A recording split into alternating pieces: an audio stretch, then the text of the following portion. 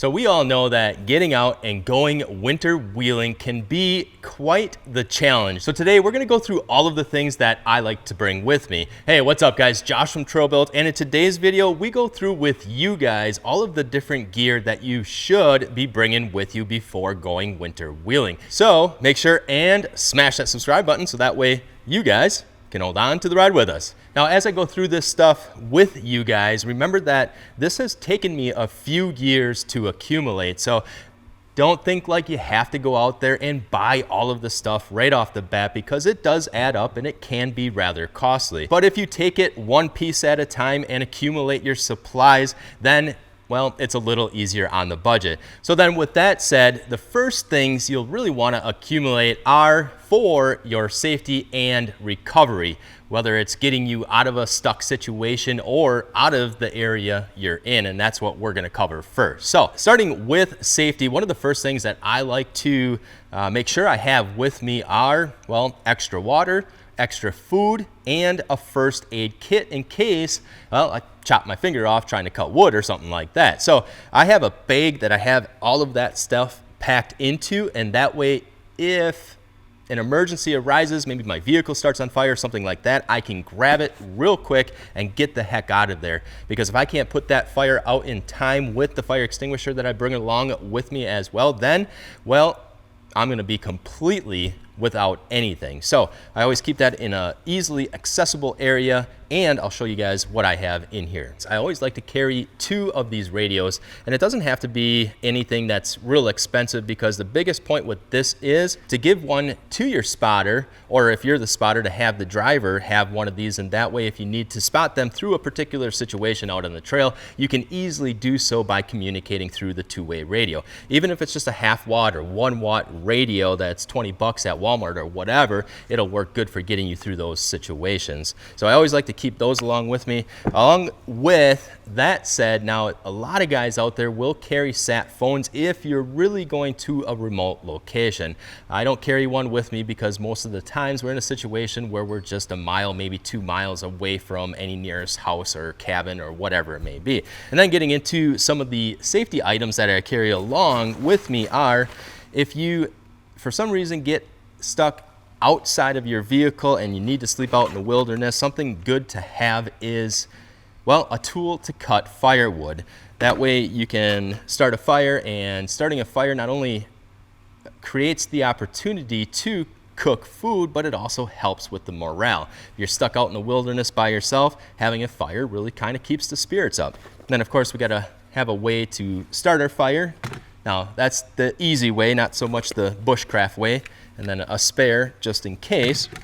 And then obviously you got to have some water. And I always like to carry at least 4 20-ounce bottles with me. You can survive 30 plus days without food, but only 2 to 4 days without water. And then with emergency supplies, I always have extra hats, extra gloves, extra socks, all that extra clothing gear.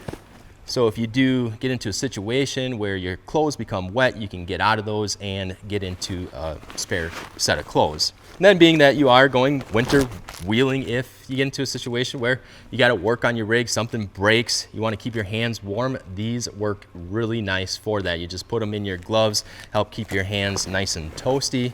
Another emergency tool, I like to call it, that I carry. This one's for northern Wisconsin, where we go to most when we do our overland adventures, and has all the different road maps, campsites, primitive campsites, anything like that. And then I like to carry the paper map with me just in case my phone dies. I do have a GPS in the car. I don't rely on it. And with the phone, I carry Gaia Maps. I have Gaia Maps downloaded, have the subscription, and I always download the area that I'm going to be going to first, just in case I don't get satellite reception or cell phone service. And of course, you're going to have some extra rope with you. This can be used for stringing in between trees and hanging a tarp over so you have some shelter for the night. I do carry a couple of survival wraps. These are emergency blankets that work really nice at keeping the warmth inside these blankets. So I always have a couple of those with me. And then have to have a good way of starting a fire. Now you don't have to have these, but it definitely makes it a lot easier. These are just paraffin wax filled egg carton cups, and they're filled with sawdust, and then the paraffin wax is soaked through there. One of these you can light, takes about 5 seconds to light, and it'll burn for about an hour, so you can start a really good fire much easier than the old friction stick starting a spark method. And of course, if it's nighttime, you gotta be able to see. So I do carry a couple of these LED lights with me. These have little magnets on the bottom, so like I said, if you are broke down on the trail and you need to stick this underneath your rig to see what you're doing, these work really great for that. And then I also have a couple of different headlights with me as well. So these work great to free up your hands while you're trying to chop wood or set up shelter or even work on your rig. You can have these, they're nice and bright. These can be found on Amazon. I think they're less than 15 bucks, something like that, and they're rechargeable. So very good to have with you and very good to be able to see out on the trail. Now getting into recovery, guys, a high lift jack can provide a couple of different scenarios to get you out of a situation. You can use it sort of like a come along, or if you need to lift the vehicle, extract the vehicle up out of the snow or mud or whatever it is you may be in, this would do great at that. Not only that, but you can also use it for changing your tires. Next on our list is the recovery straps.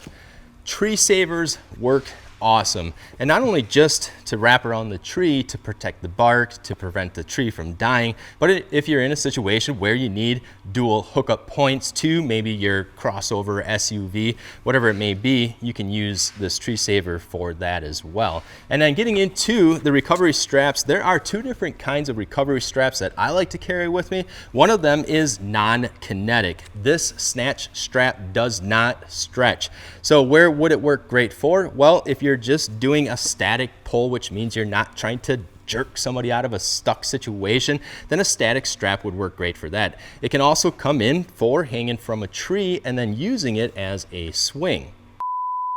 Then the other recovery strap that works really well, and these are a little bit pricey compared to the static straps, but definitely worth it in safety alone.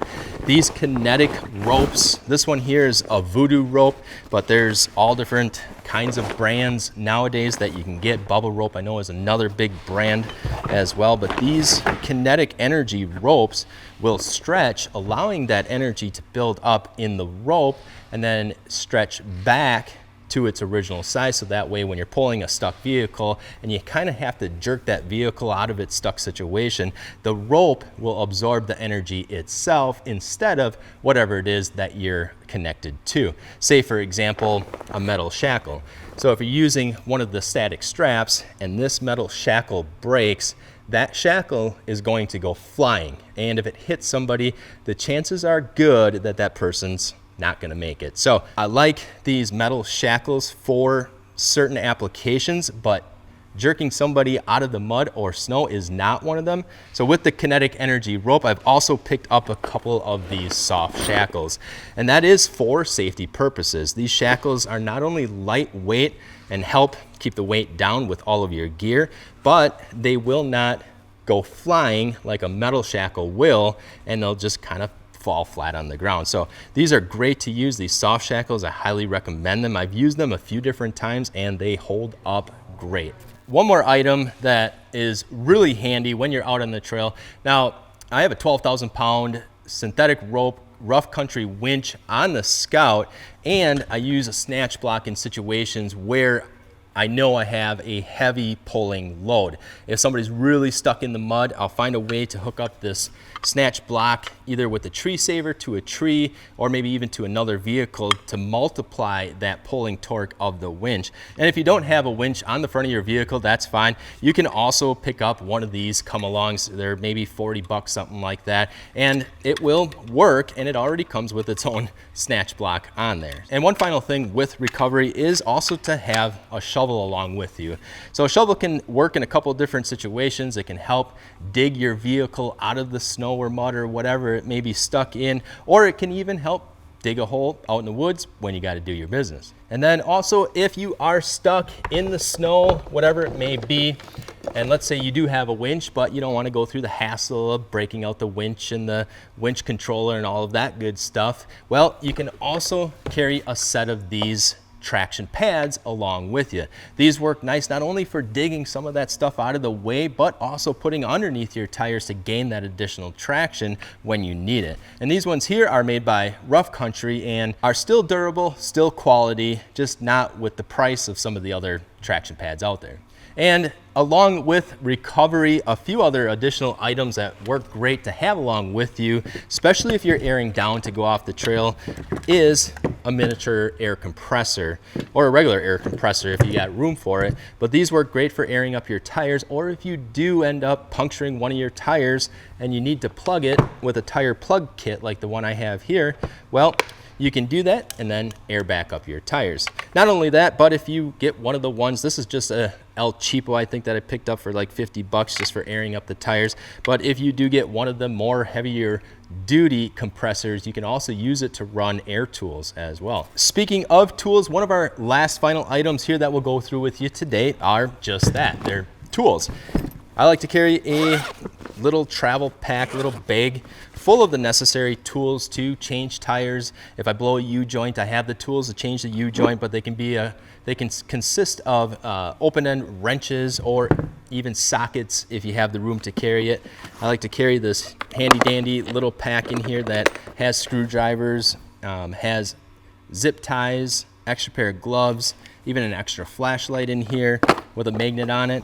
Then along with a good tool set, also a way to jump your battery or somebody else's battery if you come across somebody with a dead battery. I also like to carry one of these little jumper packs. This one's good for a V8 engine, believe it or not, as small as it is, but I do keep it charged in the car with the jumper cables that plug into it here. I just don't have them for this video, but this comes in handy. I've actually had to use it a couple of different times when I accidentally left the interior lights on. So nice little jumper pack, works great for getting you out of those non-expected situations.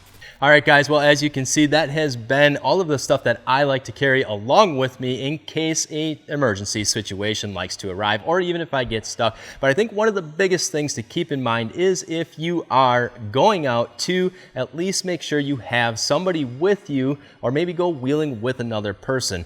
If you're an adventure, adrenaline-seeking junkie and you want to go off-roading by yourself, well, just be prepared. But it is always better to go off-roading with somebody else. So with all of that said, if you guys do have anything else that you like to bring while going off-roading in the winter, make sure and let us know in the comments below. Other than that, we definitely appreciate all of you for watching and all of your support. I'm Josh from Trail Builds, and we'll see you guys out on the trails.